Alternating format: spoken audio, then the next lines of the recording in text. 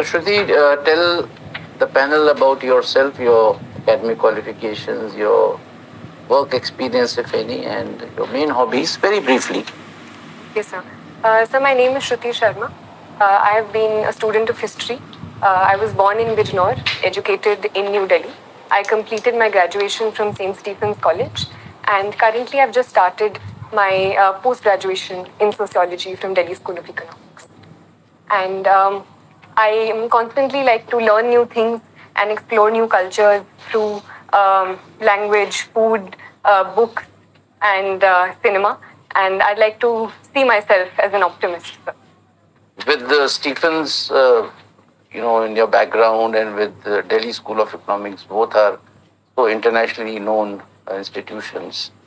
I do not know what you had in mind initially, but why civil services?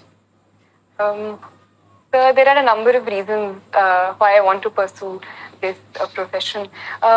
Firstly of all, sir, I believe that I have had a certain privileged background, and therefore I always wanted to do something in which I could give back to society in some way and bring about some sort of change in people around me and give other people an opportunity to have the sort of privileges that I have had, sir. Secondly, I believe, sir, that on a personal level, I believe the diversity and the scope that these services provide can be an avenue for great personal growth and an avenue for learning a lot, which it would provide me, sir. Okay. So, Shruti, you are from Delhi. Now, how the safety of women, the perception about safety of women, has changed over the last, say, about 10 years, ever since Nirbhaya happened? Yes, sir. So the Nirbhaya incident was a turning point in terms of the global discussion that happened around Delhi regarding women's safety.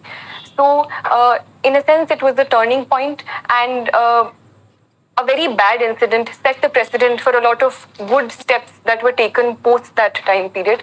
So, a number of steps have been taken since that time period by the union government and the Delhi government in that regard, ranging from the Nirbhaya Fund to certain steps by the Delhi government to increase CCTV coverage and reduce dark spaces, to also increasing scope for better mobility for women, be it in the space of women marshals in the buses at that point. So I think a certain progress has taken since that time period.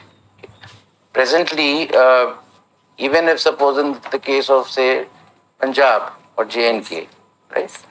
where Hindus are in minority, but the actual minority status is given to those who are in majority. So Yes. a PIL is in Supreme Court. Yes, sir. The center has asked Supreme Court to consider this, that we would like to give minority status to Hindus in those states Yes. which I have mentioned. Now, since I have already given you an idea, what are your views about it? So, the Constitution of India does protect the status of minorities in India as a whole. And so I believe if for certain purposes and for certain positive reasons, the Supreme Court does decide to give minority status in a particular state to reduce atrocities against certain sections within the state, it can be a positive move. Viren sir? Question, I'll take it on. You see, the Supreme Court does it. Supreme Court in no way is in a position to stop atrocities. It will only adjudicate a matter in view of the constitutional scheme.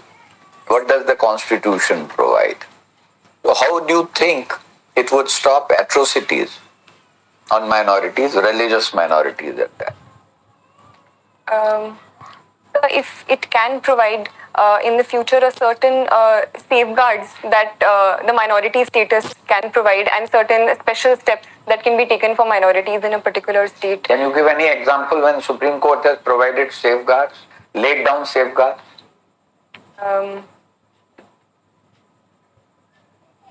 You heard of Vishakha's case? Yes. Okay. Have you been a student of history? Yes, sir. Who do you think, whom would you rate as foremost historian of the later Mughals period? Who are later Mughals?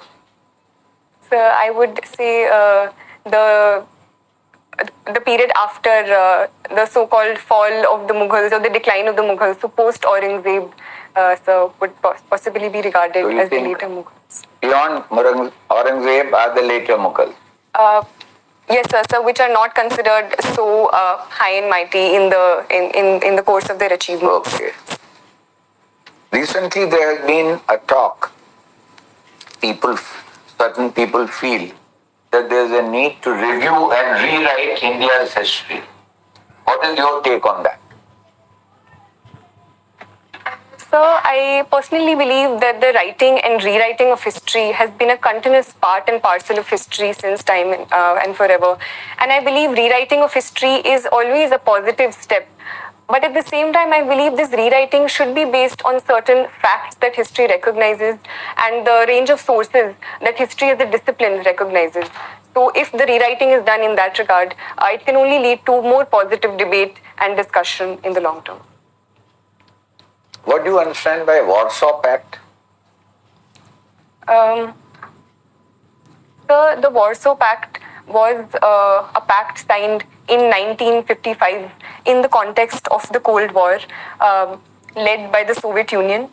It was a security pact formed in the context of the formation of the NATO and an opposition to the NATO, sir. I have another question from history, on history. What was standstill agreement? Sir, I can't recollect at this point. Okay. Have you heard the term soft power? Yes. What does it imply?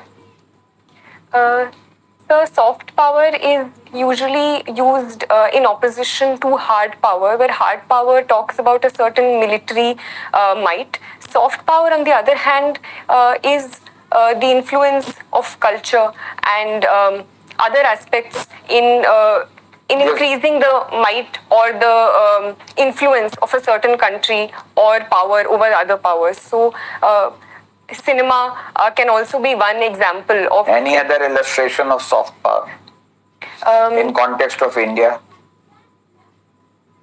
So India's cultural outreaches, for example, yoga and international celebration of the International Yoga Day across the world can also be an example of India's soft power. Okay, thank you.